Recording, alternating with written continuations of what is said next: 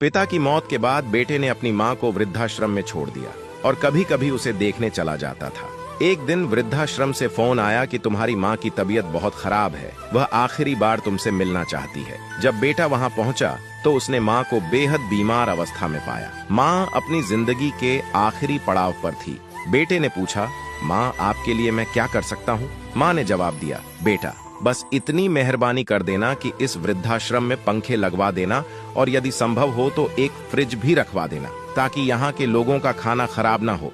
यहाँ कई बार ऐसा हुआ कि मैंने बिना खाए ही रात गुजारनी पड़ी। बेटा हैरानी से पूछा, माँ आप इतने सालों से इस आश्रम में रह रही थीं, लेकिन कभी मुझसे ये शिकायत नहीं की। अब जब आप दुनिया छोड़ने वाली हैं तो इस आश्रम के लिए इतना प्रेम क्यों? माँ ने कहा, बेटा इसीलिए क्योंकि मैंने यहाँ रहते हुए गर्मी, भूख, दर्द सब कुछ बर्दाश्त कर लिया। लेकिन मुझे डर है बेटा, जब तुम्हारी औलाद तुम्हें यहाँ भेजेगी तो शायद तुम यह सब सहन नहीं कर पाओगे। यह कहते कहते माँ की सांसें थम गईं। बेटा अपनी माँ का हाथ थामे आंसू बहा रहा था। मेरी सभी पुरुष जाति से विनती है कि कभी भी अपने माता पिता को खुद से दूर ना करें। अपनी माँ के लिए एक कमेंट जरूर करें और इसी तरह की कहानियों के लिए हमारे पेज के साथ जुड़े रहिए।